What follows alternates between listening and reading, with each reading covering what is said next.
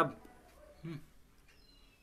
नमस्कार, मैं डॉक्टर पूरन सहगल मनासा मध्य प्रदेश से समस्त आत्मीय जनों को प्रणाम करते हुए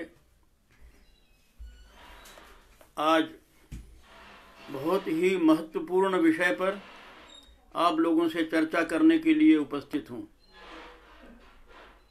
आशा है कि आप पूरे मन से और पूरे विवेक और तन से मेरे इस व्याख्यान को, मेरे इस आलेख को सुनने के लिए मेरा सहयोग करेंगे।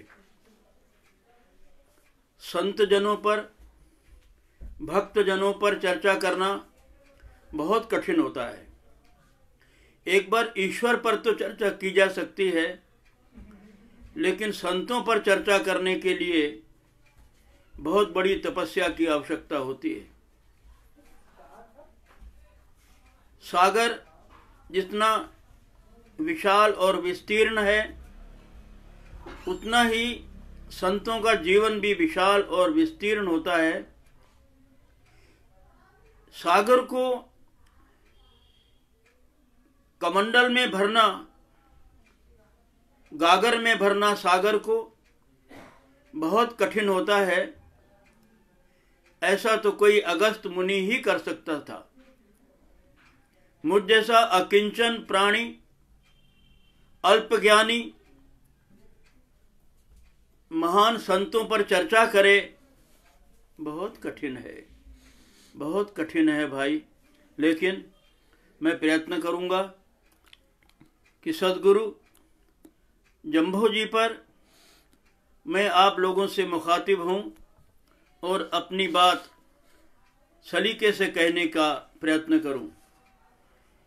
जब वैशाख जेठ की तपन से धरती माता व्याकुल होकर आकाश की ओर नेत्रों से निहार कर शीतल वर्षा के लिए प्रस्थित हो उठती है, जब जल और चारे के अभाव में गौवें रंभा रंभा कर आकाश से वर्षा की गुहार करने लगते हैं, जब मयूर किसी निपाते वृक्ष के नीचे खड़े होकर पिकॉन्क पिकॉन्क की पुकार लगाकर बादलों से आह्वान करने के लिए लगते हैं, तथा जब चिड़ियां जल बिन रसहीन हो चुके अमृत वर्षा हेतु प्रतीकात्मक प्रार्थना करने लगती हैं, तब जब किसान आषाढ़ के आगमन की प्रतीक्षा में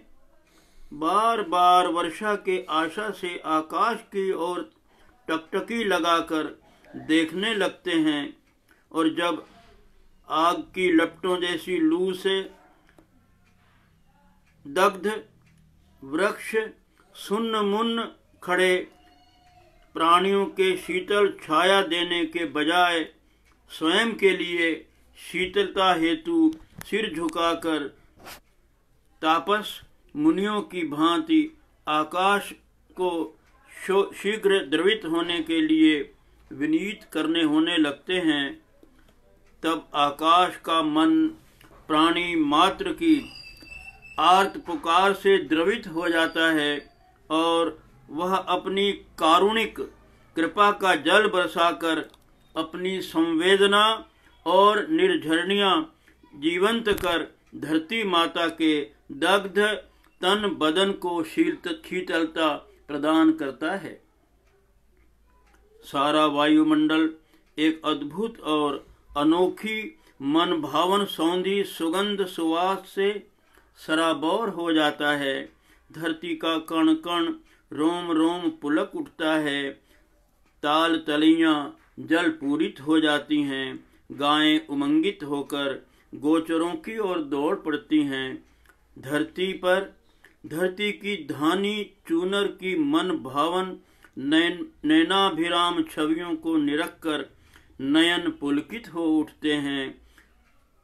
मयूर अपनी मयूरी के इर्द गिर्द नृत्य करता हुआ अपने सतरंगे पंख फैलाकर हर्ष विभोर हो पिकौंक पिकौंक की का उद्घोष कर अपने बादल बंधुओं का आभार ज्ञापित करने लगते हैं। नन्ही नन्ही चिड़ियां धरा में घरों के आंगन में जाकर संवेद स्वरों में मधुर गीत गाने लगती हैं। किसान का काल सुकाल हो जाता है और सब आशा उसकी आशा पल्लवित हो जाती है।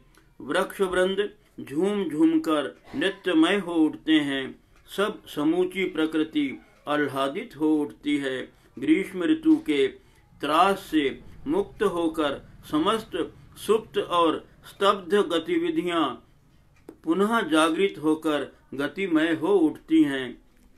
इसी प्रकार जब धरती पर सत्य, न्याय, निष्ठा का पराभव होने लगता है, आक्रांताओं के असह्य अत्याचारों से जनमानस त्राही त्राही कर उठता है, जिन राजा महाराजाओं एवं सामंतों पर रक्षा का दायित्व होता है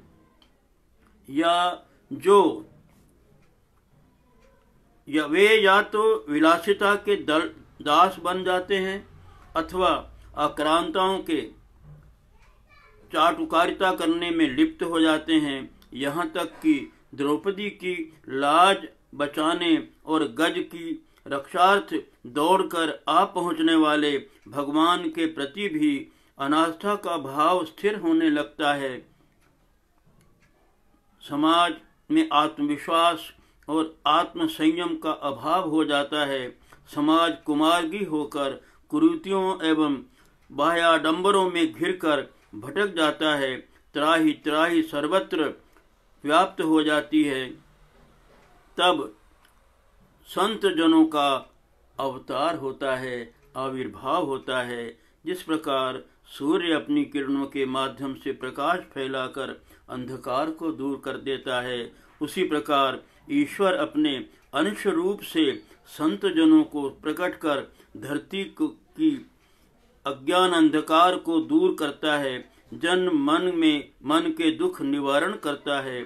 संत जन ही अपनी वाणी रूपी वर्षा के शीतल फुहारों से जन मन के दग्ध हृदयों को शीतलता प्रदान कर उनमें आत्मविश्वास जागृत कर उनमें आ चुकी अनास्था, अविश्वास, शीतलता प्रदान कर उनकी कुरीतियों और आडंबरों को दूर कर सामाजिक पुनर्जागरण का कार्य संपूर्ण आस्था और निष्ठा के साथ आत्म संयम के द्वारा निर्वाहित करते हैं।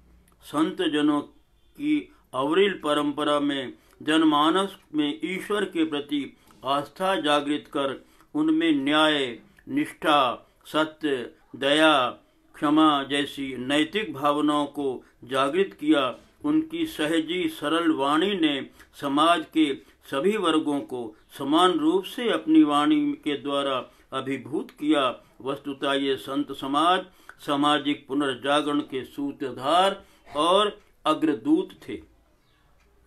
भारतीय मनीषा एवं संस्कृति के ये संत भक्त सजग, चेतमान और उच्चादर्शों के प्रवर्तक थे। इन्होंने अपनी वाणी द्वारा सामाजिक जड़ता, निराशा और हताशा के अंधकार को दूर करने में अपना भरपूर योगदान दिया। ऐसे महान संत हमारे बीच में जब जब भी आए तो भारतीय मनीषा में कहीं भी निराशा या हताशा का स्थान नहीं है। हमारा समूचा वाङ्मय सुखदा है, सुखांत है। हमारे देव, हमारे वेद, वेदांग, अरण्यक, पुराण, हमारे संत भक्त, हमारे ऋषि मुनि सब जीवंतता का ही संदेश हमारे निमित्त सदा से देते चले आ रहे हैं। हमारे व्रत, हमारे अनुष्ठान हमें संयम का ही पाठ पढ़ाते हुए खबर सदा सुखदा और वरदा का ही प्रतिसाद प्रदान करते हैं।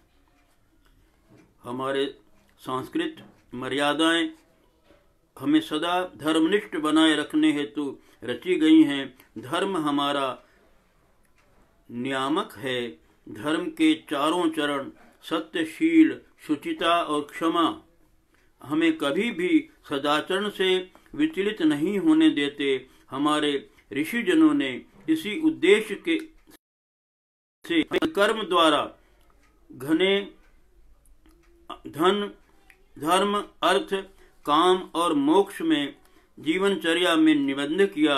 धर्म हमारे इन लक्ष्यों को संयमित करता है।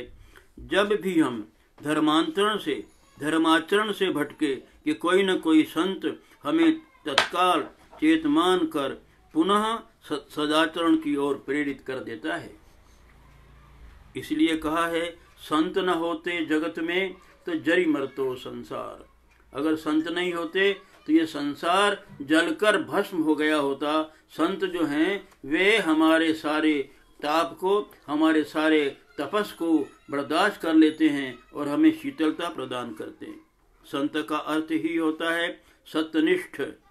जो भी जन सत्यनिष्ठा के लोक आचरण, लोक कल्याण और स्व कल्याण के लिए सदा जागरूक रहता है, वह संत ही कहा जाएगा।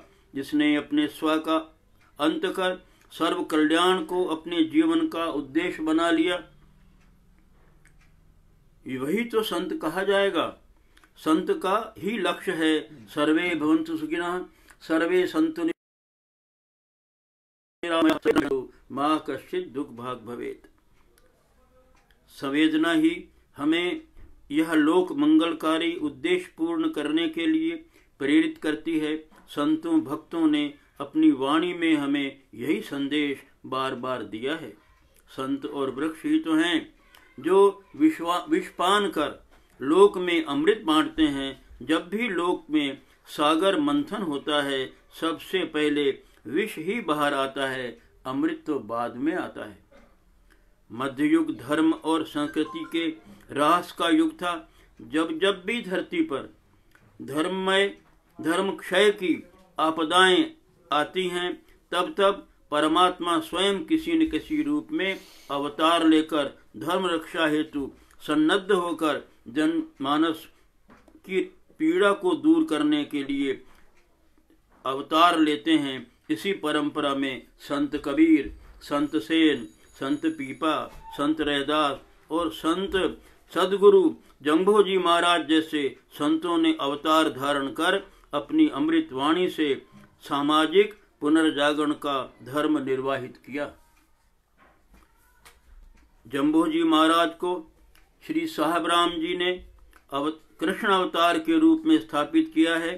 जिस प्रकार कृष्ण ने धर्मोद्धार के लिए समर्पण किया था, उसी प्रकार सदगुरु जंभोजी महाराज ने भी अपनी वाणी और चरित्र द्वारा धर्मोद्धार के लिए समाज का मार्ग प्रशस्त किया। श्री साहब राम जी ने एक पद में कहा है, जाम्ब गुरु के चरित अपारा, सुर नर मुनिजन लहतन पारा, लोहट से नंदराय यशोदा हंसा माई, मरुथल वृक्ष भौम पीपासर ब्रज है साही, पीपासर ब्रज है सही में, वचन के प्रतिफल कृष्ण को कंवल के कारणे गुरु जंभ लियो अवतार। गुरु जंभो जी 7 वर्ष की आयु तक अबोले ही रहे, बोले ही नहीं।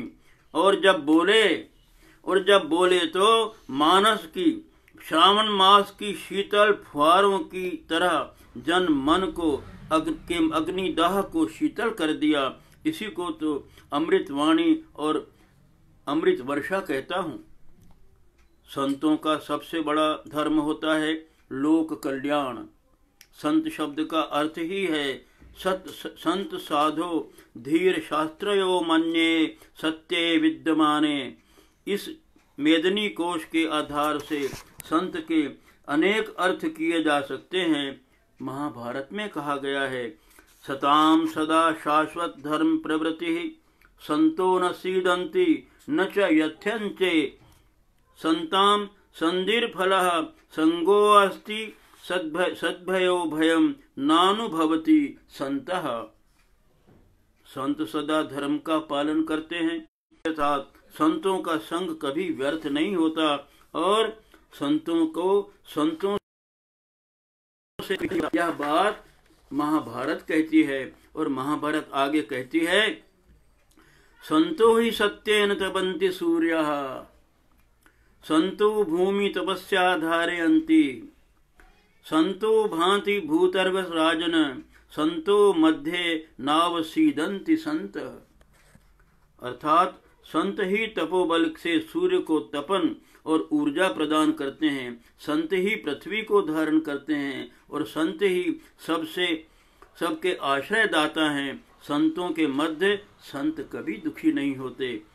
निमज्जे मताम भावब्धो परमात्मा संतो ब्रह्म विद शांतः नौर्द्वापसु निमज्जताम। ऐसा श्री भागवत जी कहती हैं, जल में डूबे हुए लोगों के लिए दृढ़ नौका के समान भयानक संसार सागर में गोते खाने वालों के लिए ब्रह्मवेता शांत चित संत ही परम अवलंब हैं।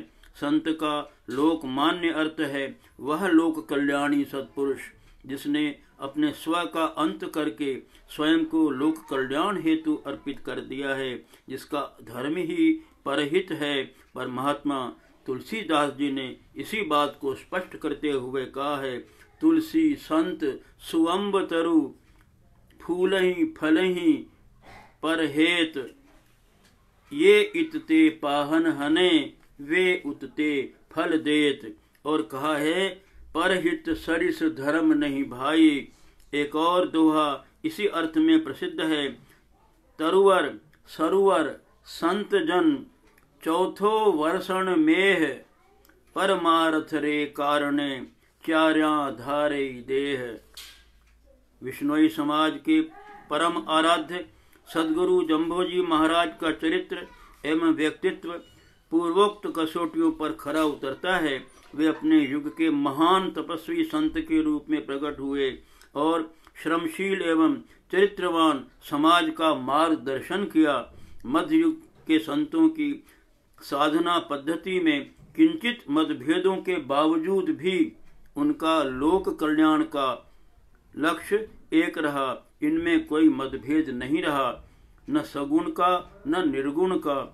लक्ष्य सबका एक है, ईश्वर सबका एक है, मार्ग सबके भिन्न हो सकते हैं। जन जीवन में चारित्रिक मूल्यों की स्थापना करना और परमात्मा के प्रति आस्था और विश्वास को पुनर्स्थापित करना, वह परमात्मा आदि है, अनंत है, अगम है, अगोचर है और अनिर्वचनीय है। यह सर्वत्र और सर्वज्ञ है। उसे राम कहें, हरि कहें, ब्रह्म कहें अथवा विष्णु कहें। कबीर आदि संतों ने उसे राम कहा है। उसी ब्रह्म को जम्भोजी महाराज ने विष्णु कहा है। विष्णु विष्णु भण अजर भण जरीजे जह जीवन का भूलूं। हे जन तू श्वास श्वास विष्णु नाम का जाप कर। इसी नाम के जाप से ही तुम्हारे जीवन के समस्त विकार, काम, क्रोध आदि नष्ट हो जाएंगे। यदि तुम केवल पत्तों और डालियों को ही सींचता रहेगा तब तेरे जीवन का वृक्ष तो न तो हरा भरा हो पाएगा, न फलित और पुष्पित हो पाएगा। पाते भूला मूल न खोजो, सींचो काय को भूलूं। वे कहते हैं विष्णु केवल शब्द नहीं है, यह तो तारक मंत्र है। इसलिए तू श्वास श्वास निस्दिन विष्णु मंत्र का जाप कर। इसी जाप से तेरा जीवन सार्थक हो पाएगा। वे कहते हैं जिसने इस महामंत्र विष्णु का जाप नहीं किया वह अपने कंधों पर भार ढोने वाले भार वाहक का जन्म धारण करेगा तथा सदा भूखा बना रहेगा, अर्थात सदा अतृप्त बना रहेगा। भार ढोने वालों में गधा और बैल तो सर्वविदित हैं ही। वे अपनी वाणी में यही संकेत देते हुए चेतमान करते हैं, जा जन मंत्र विष्णु न जप्यो ते काहे सहे दुख भारू। जा जन मंत्र विष्णु न जप्यो ते घन तन करे सहारू। और जा जन मंत्र विष्णु न जप्यो ताको लोही मांस विकारू। और जा जन मंत्र विष्णु न जप्यो, गावे गाडर सुअर जन्म जन्म अवतारू। और जा जन मंत्र विष्णु न जप्यो, ओडा के घर पोहण पोयसी, पीठ सहे दुख भारू। और जा जन विष्णु मंत्र न जप्यो, रणवासे मोनी वैसे, डूके सूर सुवारू। और जा जन विष्णु मंत्र न जप्यो, ते अचल उठावत भारू। और जा जन मंत्र विष्णु न जप्यो, ते न उतरिया पारू। और जा जन मंत्र विष्णु न जप्यो, ते नर दौर घुप अंधारू। ताते संत न मंत, न जड़ी न बूटी, ऊंडी पड़ी पहारू। विष्णु न दोष किसी रे प्राणी, तेरी करणी का उपकारू। जो भी प्राणी विष्णु मंत्र का जाप नहीं करेगा, उसका जीवन व्यर्थ है। उसके भीतर रक्त और मांस विकार युक्त बन जाएगा। उसके दैहिक दैविक भौतिक दुखों का परावार नहीं रहेगा। इसलिए अनेक भारवाहक और अप्रिय योनियों से मुक्ति पाने हेतु केवल विष्णु मंत्र का जाप ही एकमात्र साधन है। इतना ज्ञान केवल सद्गुरु की कृपा से ही संभव है। इसलिए सद्गुरु से सद्मार्ग की जानकारी लेना बहुत आवश्यक और अनिवार्य है। जा दिन तेरे होम न जाप न तप न क्रिया, गुरु के चिन्हों पंथ न पायो, अहल गई जमवारू। महाराज श्री जम्बू जी के इस संदेश को जिस कृषक समाज ने स्वीकार कर अपने जीवन का आधार बना लिया, वह समाज विष्णुमय होकर विष्णुई हो गया। विष्णुई समाज के अटल आस्था के आदर्श श्री भगवान विष्णु के परम भक्त प्रहलाद हैं। प्रहलाद विष्णु समाज के अटल आस्था के आदर्श श्री भगवान विष्णु के परम भक्त प्रहलाद हैं। भक्त प्रहलाद जैसा एक निष्ठ भक्त तो कोई विरला ही होगा। एक भरोसो, एक बल, एक आस विश्वास, एक राम घनश्याम हित, चातक तुलसीदास।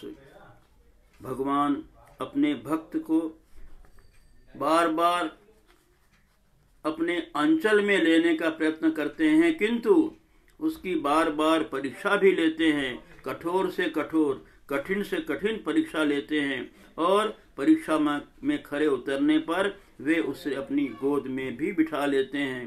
प्रहलाद को भी अनेक परीक्षाओं से गुजरना पड़ा, अनेक संघर्ष करना पड़े, मृत्यु तक से जूझना पड़ा, किंतु कठिन से कठिन परीक्षा में भी उसके निष्ठा, आस्था और विश्वास को कोई डिगा नहीं पाया।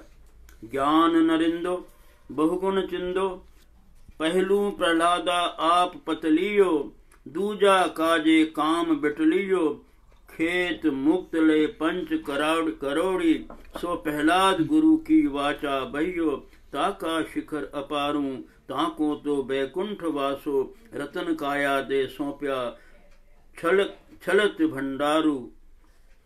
परमात्मा का स्वरूप करने, साक्षात्कार करने के लिए हमें माया से मुक्त होना पड़ेगा। माया तो शरीर के भीतर है, उसने हमारे मन और बुद्धि को आवृत कर रखा है, उस पर अपना आवरण चढ़ा रखा है।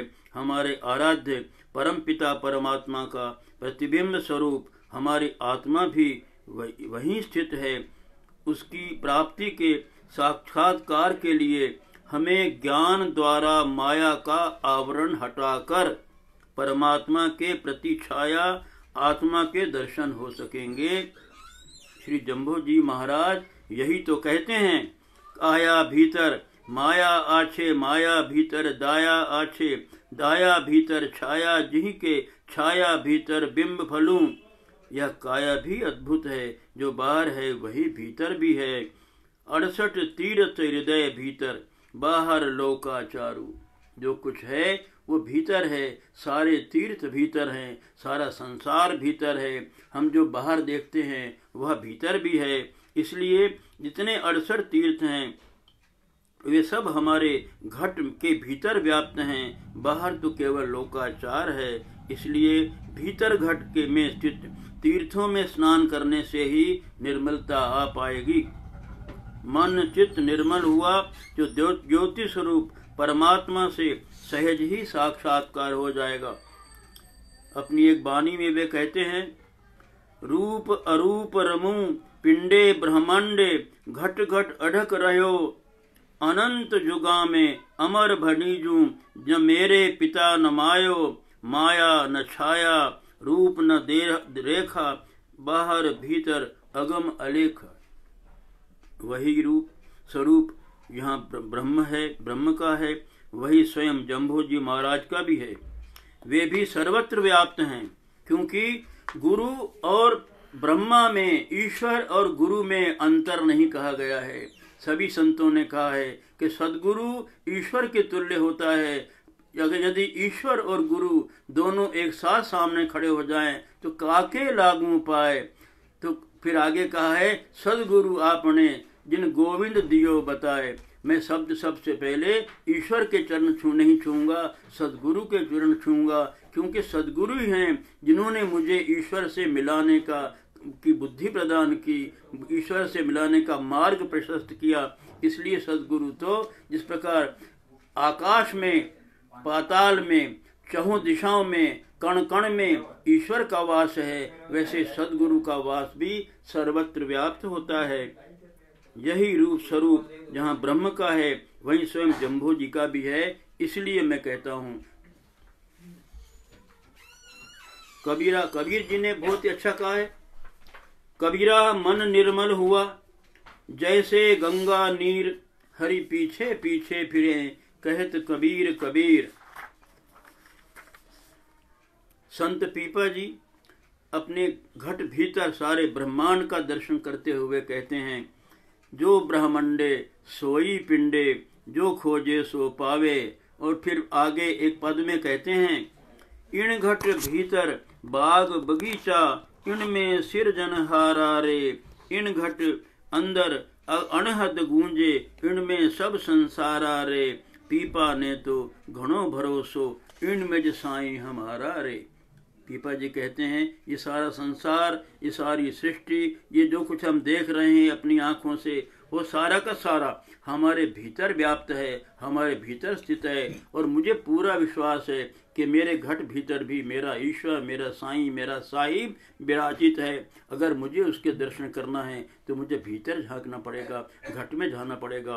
आप देखिए, जब भी आप मंदिर जाते हैं, मंदिर जाकर के साकार सगुण भगवान के दर्शन करने के उद्देश्य से मंदिर जाते हैं, और एक निमिष के लिए केवल आप उस मूर्ति छाया को के दर्शन करते हैं और धीरे धीरे धीरे अपनी आंखें बंद कर लेते हैं, तो ये क्या हुआ? आप तो साकार ईश्वर के दर्शन करने गए थे, आंखें क्यों बंद कर ली?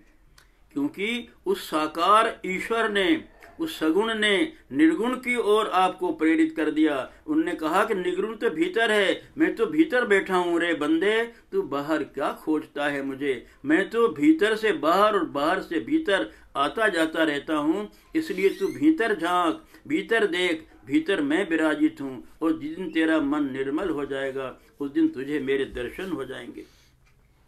अपने घट के भीतर झांकना होगा, भीतर ही वह साईं राम ब्रह्म हरि साहिब और विष्णु विराजित है।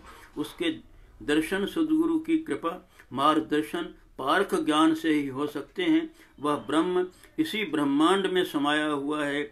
उस प्राप्त करने के लिए, उसे पाने के लिए अटूट आस्था और विश्वास की आवश्यकता है। उसके समक्ष न तो नारी पुरुष का भेद है, न जाति का भेद है। वह तो सब जीवों को समान रूप से देखता है। तैयों साहूं तैया मासूं, रक्त रुहेसूं, नीरू ज्यूं कर देखूं, ज्ञान अंदेसूं, भूला प्राणी, कहसो करनो, उह अमानो, तत्व समानो, अहिया लोह रहे पुरुष न लेना नारी। जो भी ब्रह्म को निर्मल मन से स्मरण करता है, वह पुरुष हो या नारी हो, वह परमात्मा उस पर कृपावंत हो जाता है। इसलिए वे कहते हैं, सच्चे मन से विष्णु का स्मरण करो, विष्णु का जाप करो। यदि नहीं करते तब यह जिह्वा व्यर्थ है। विष्णु का जाप करते हुए यदि जीभ थक जाती है तो थकने दो। जाप तो बिना जीभ के भी हो सकता है, उसी को अजपा जाप कहा गया है। यदि विष्णु जाप करने से कोई विपत्ति आती है तो आने दो, प्रहलाद को भी आई थी। तो विपत्ति से डरना नहीं है, जो भी जाप को नहीं त्यागना है, वह तो उसकी परीक्षा और हमारे पूर्व जन्मों के पाप के कारण हमें परीक्षाओं से गुजरना पड़ता है, हमें कोई दंड भोगना पड़ते हैं। विष्णु नाम के जाप से हमारे समस्त पाप क्षय हो जाएंगे, हमारा मन चित्त निर्मल हो जाएगा। मन चित्त के निर्मल होते ही परमात्मा का कृपा साक्षात्कार हो जाएगा। विष्णु नाम जपंता जीभ जू थाके, तो जीभड़ियां बिन सरियूं।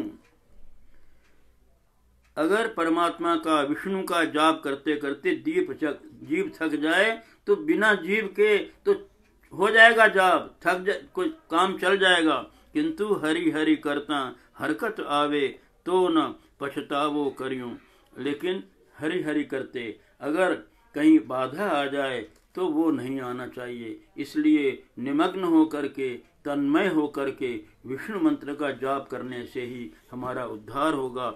ऐसा भगवान सदगुरु जाम्भोजी महाराज हमें संदेश देते हैं। विष्णु ही सगुण है तथा निर्गुण भी है। मध्यकालीन संतों ने सगुण निर्गुण को दो स्वरूप परमात्मा का पर ब्रह्म के बखाने हैं। कबीर निर्गुण ब्रह्म के प्रवक्ता हैं, किंतु वही कबीर जब प्रेममय संदेश देते हैं तब वे निश्चित रूप से सुगुण के पक्ष की ही तो बात करते हैं। संत पीपा जी ने सगुण निर्गुण को सदगुरु के आदेश के आधार पर छोड़ दिया है। सदगुरु कहें वैसा मान लो। वे कहते हैं सरगुण मीठो खांड सो और निर्गुण करवो नीम, पीपा सदगुरु परस दे निर्भ्रम हो अर्जीम। सगुण मधुर है, आनंददायक है, नेत्रों को के माध्यम से मन मस्तिष्क और चित्त को सुख देकर पुलकित करता है, जबकि निर्गुण कड़वे नीम की भांति है। कड़वा नीम कह तो दिया पीपा जी ने, लेकिन आगे वे क्या कहते हैं, जिस प्रकार नीम रक्त विकार को दूर कर रोग मुक्त कर देता है शरीर को, उसी प्रकार निर्गुण षड रूपों के बंधन से मुक्त करवा देता है। उसके उपरांत भी सदगुरु जैसा कहें वैसा मानो, क्योंकि सदगुरु ही सच्चा संदेश दे सकते हैं। जो मार्ग प्रशस्त कर दें सदगुरु, उसी को स्वीकार कर लो। तुम्हारी आस्था और तुम्हारा विश्वास दृढ़ होना चाहिए। निर्गुण के संबंध में एक संत ने बहुत ही सटीक कहा है, सगुण निगुण दोई एक हैं, तन कही अंतर नाही, सगुण मिलावे निगुड़ती, निगुण सगुण के माही। यही बात मैंने पूर्व में कही थी कि सद्गुण और निगुण एक दूसरे से भेड़ करवाते हैं। सगुण के दर्शन करने जाओ तो सगुण निर्गुण की ओर प्रेरित करते हैं, और भीतर चले जाओ निर्गुण के दर्शन करो तो सगुण के दर्शन स्वतः ही हो जाते हैं। इसलिए सगुण निर्गुण को मिलाते हैं और निर्गुण सगुण को मिलाते हैं। इसलिए कहते हैं कि सगुण और निर्गुण में कोई भेद नहीं है। और तुलसीदास जी ने यही तो कहा है, सरगुण निर्गुण नहीं कछु भेदा। कोई भेद नहीं है। भेद हमारे विचारों का है, हमारी समझ का है, हमारे कहने का है, लेकिन मंजिल एक है। पहुंचेंगे एक जगह, मार्ग अलग हो सकते हैं, ईश्वर के नाम अलग हो सकते हैं, किंतु ऊपर जब आप पहुंचेंगे तब परमात्मा वही होगा, नाम कुछ भी कह दें। सदगुरु जाम्भोजी ने जाति भेद और संप्रदाय भेद से ऊपर उठकर अपनी वाणी को मुखर किया है। दिल्ली के तत्कालीन सुल्तान सिकंदर लोदी से वार्तालाप के एक प्रश्न में उन्होंने उत्तर दिया, भगवान कहें सांभली पातशाह, अलील पुरख का दोनियों राह, क्या हिंदू क्या मुसलमान। क्या हिंदू क्या मुसलमान, बड़ा सोई चीन्हे ईमान, सोई समझे सोई सुजान, दोनों बड़ा जिसमें ईमान। इसका ईमान बड़ा है जिसके भीतर निर्मलता है, जो सत्य निष्ठा वाला है, वही बड़ा है और कोई उससे बड़ा नहीं हो सकता। ऐसी ही वाणी गुरु नानक देव जी ने भी कही है। अल्लाह अल्लाह अल्लाह नूर उपाया, कुदरत दे सब बंदे, एक नूर ते सब जग उपजा, कौन भले कौन मंदे।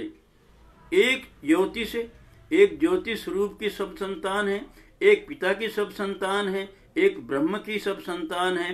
जब ईश्वर एक है और उसकी हम संतानें हैं तो हम में भेद क्यों, हम में अंतर क्यों? ये अंतर तो हमने यहाँ अपनी मर्जी से स्थापित कर लिए हैं, लेकिन ईश्वर के सामने किसी प्रकार का मतभेद नहीं है। सब प्राणी एक ही न्यूर ज्योति से उत्पन्न हैं। इनमें कौन भला और कौन बुरा है? भगवान जाम्बू जी का संदेश है, जिसमें ईमान बड़ा है, जिसकी नियत और नीति अच्छी है, जिसमें दया और संवेदना तथा करुणा और अहिंसा और क्षमा का भाव है, वही बड़ा है, वही सच्चा है, वही सत्य है। सदगुरु जी की एक और वाणी में वे फरमाते हैं, कुन सा मोमिल कुन सा बाण, कुन पुरुष अच्छे जिनी रहमान। एक मुल्ला ने प्रश्न किया, किन पुरुष आजमी उपाई, मुसलमानी कहाँ ते आई। बहुत ही सटीक उत्तर सदगुरु जम्भो जी महाराज देते हैं। पुरुष सा मोमिन अलील पुरुष ठय रहमान, अलख पुरुष आ जमी उपाई, महमद ते मुसलमानी आई। ये तो सारी पृथ्वी का, सारी धरती का निर्माण तो उस अलख ने किया है जो दिखता नहीं है। बाकी हिंदू और मुसलमानी कहाँ से आई? ये तो मुसलमानी मोहम्मद से आई, लेकिन ईश्वर से नहीं आई। ईश्वर तो सबके लिए एक है, उसी ने सृष्टि का निर्माण किया है, उसी ने धरती, आकाश, पृथ्वी, जल, समुद्र सब कुछ बनाए हैं। जम्भू जी उसके प्रश्न का सटीक उत्तर बहुत अच्छा देते हैं और इस प्रकार जीव दया पर उनकी वाणी कितनी स्पष्ट और कितनी दो टूक है। आप खुदाबंद लेखो मांग रे, विनही गुन्हे जीव ज्यों मारे।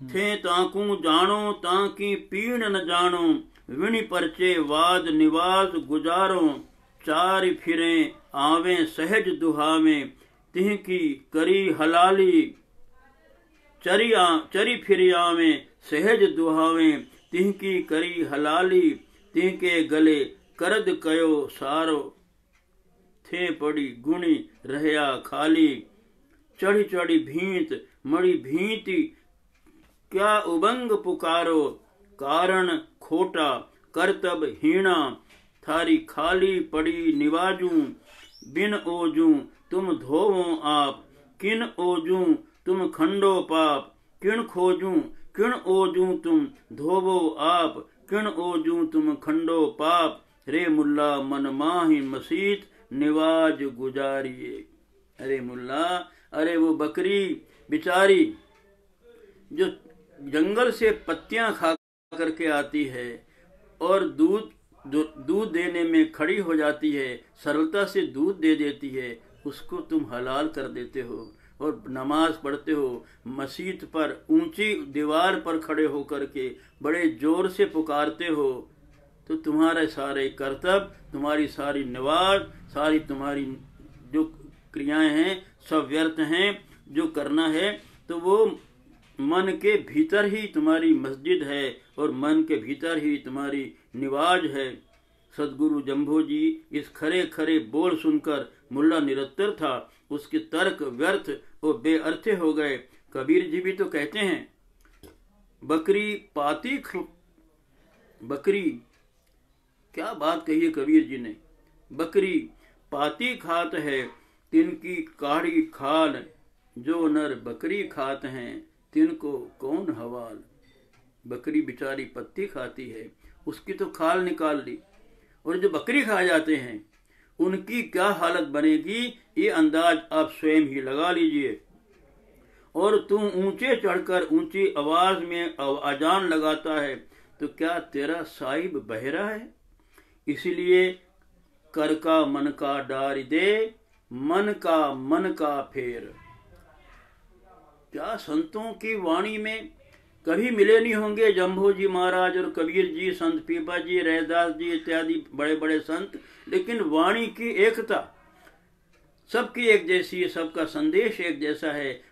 भाषा अलग हो सकती है लेकिन विचार एक है। ये इन संतों का सबसे बड़ा काम था।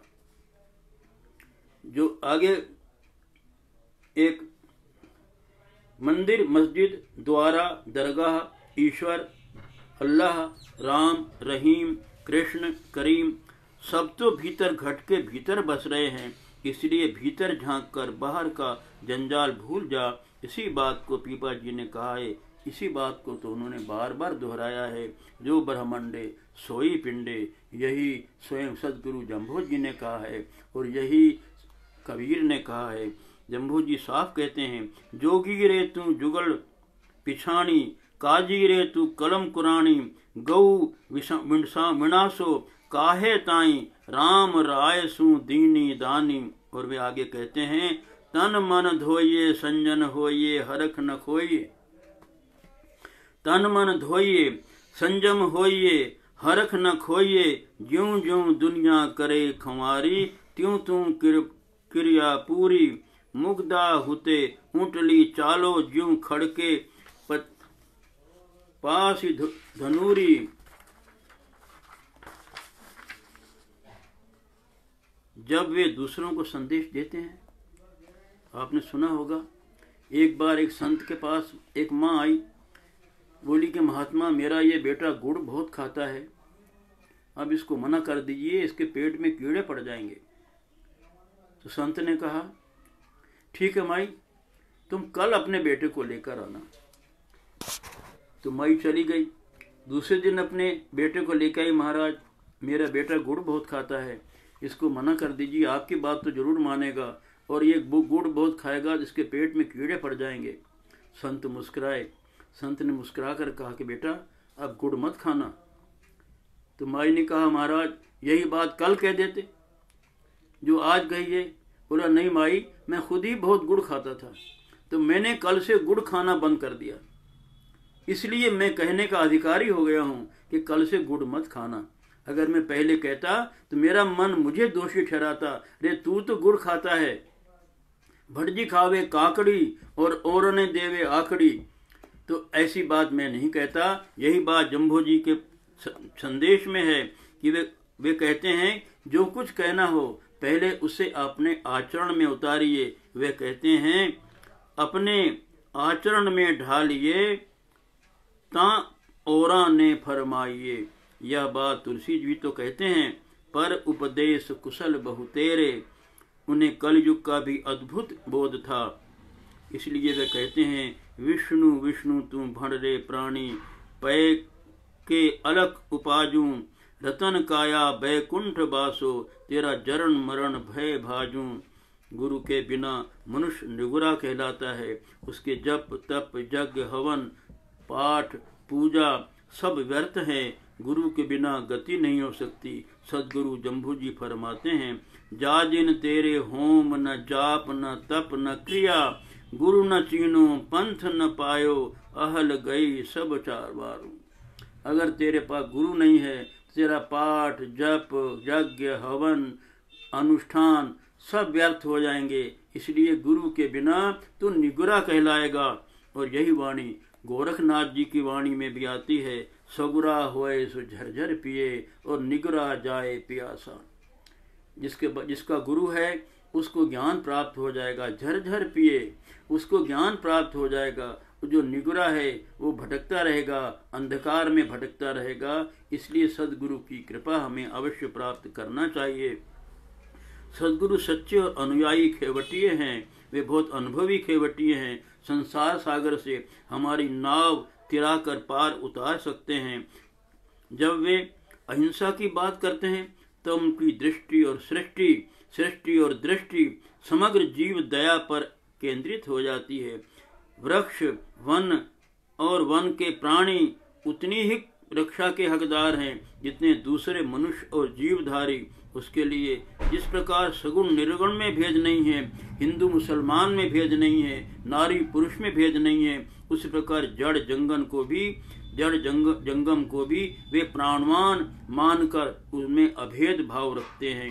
इसलिए वे कहते हैं, जीव न मारो रिद्धि रहे है, सब जीवन को ईश्वर रहे निहारो, लीलो रूख न काटो कोई, अष्ट सिद्धि नव निधि खड़े रहे घर माही। वे स्पष्ट कहते हैं, पहले अपने पुत्र पौत्र को मारो, तब पाछे जाए रूख जीव संघारो।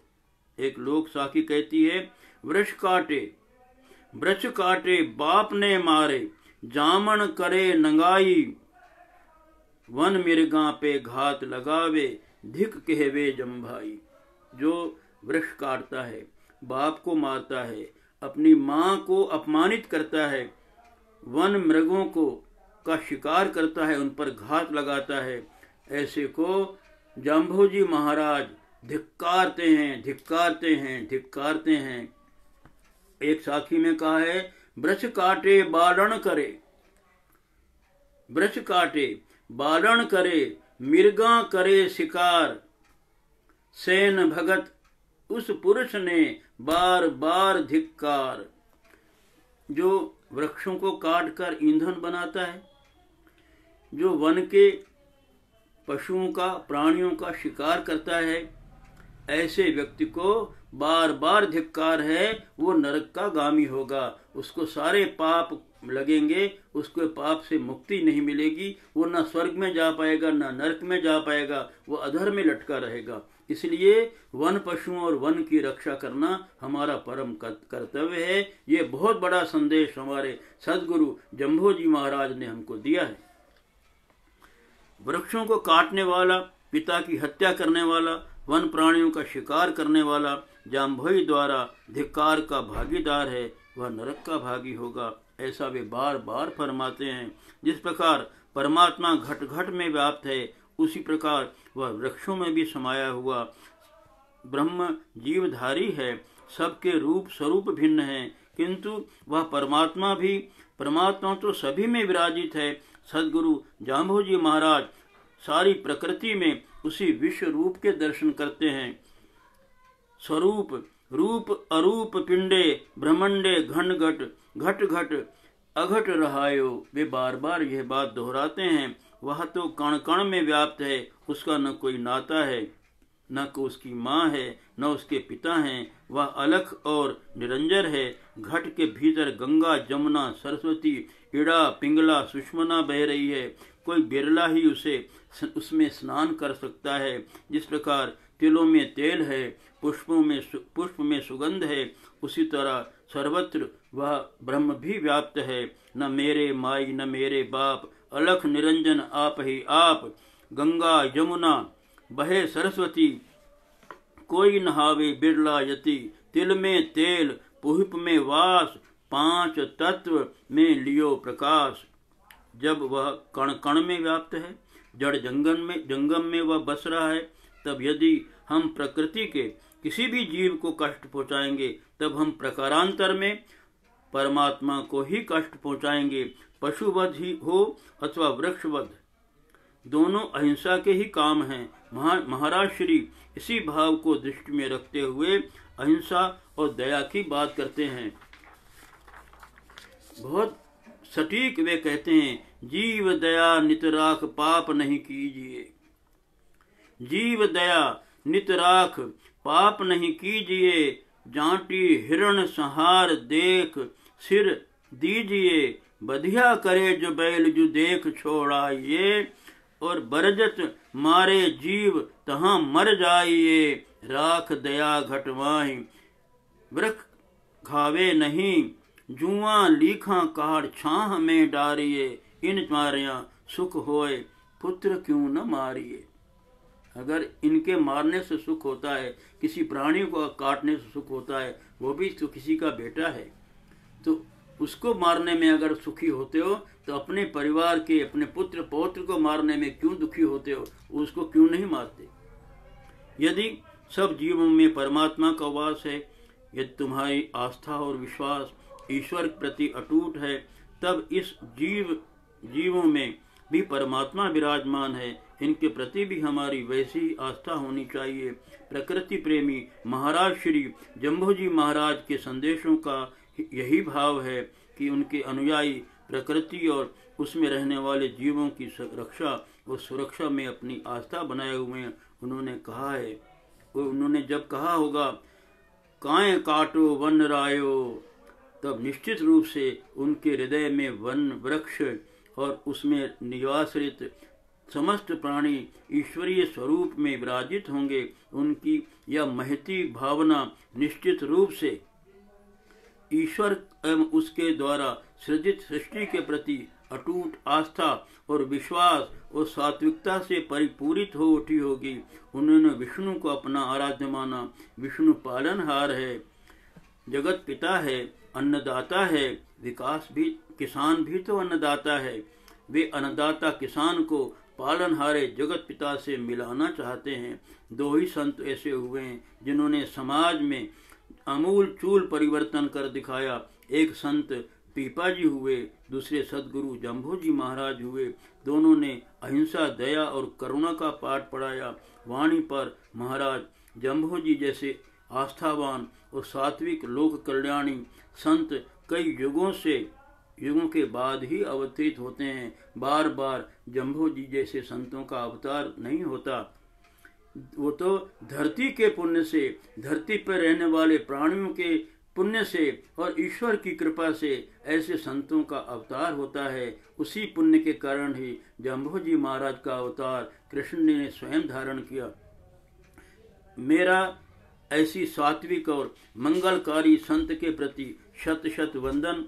विष्णोई समाज जिसके हृदय एवं आचरण में समूची प्रकृति को सुखमय रखने का भव्य भाव हो, जिसके लिए प्रत्येक जीव ब्रह्म का स्वरूप है, जिस समाज में वृक्ष देवता की रक्षा के लिए अपने प्राण तक न्यौछावर कर देने का की ललक विद्यमान हो। कितनी बड़ी बात, कितनी बड़ी बात। वृक्ष की रक्षा करने के लिए जिस समाज की महिलाएं वृक्षों के इर्द गिर्द चिपक कर खड़ी हो जाती हैं और वृक्ष संहारकों से कहती हैं, वृक्ष काटने वालों से कहती हैं, आ जाओ काटो इन वृक्षों को, पहले तुम्हारी करवत, पहले तुम्हारी कुल्हाड़ी हमारे ऊपर चलेगी और हमें कटने के बाद ही तुम वृक्ष को कट पाओगे। ऐसा वृक्षों के प्रति जिन समाज की महिलाओं में ऐसी ललक है, ऐसी धारणा है, ऐसा लक्ष्य है, वह समाज धन्य है। और धन्य है उस समाज की महिलाएं जिन्होंने हिरणी के शिशु को भी अपना बेटा मानकर स्तनपान कराते हुए पाल पोस कर रक्षित करने की ममता भरी हो, तथा जिस समाज में प्रहलाद जैसी अपने इष्ट देवता के प्रति अटल आस्था हो, वह समाज धन्य है। मेरा ऐसे आस्तिक, श्रमशील और प्रकृति प्रेमी तथा सात्विक समाज के प्रति हार्दिक अभिवंदन, हार्दिक वंदन है। मैं आप सबको प्रणाम करता हूँ कि आपने मेरे इस आख्यान को, इस मेरे वक्तव्य को तन और मन से पूरी तरह से सुना और मुझे सराहा। बहुत बहुत धन्यवाद। पुनः पुनः नमस्कार।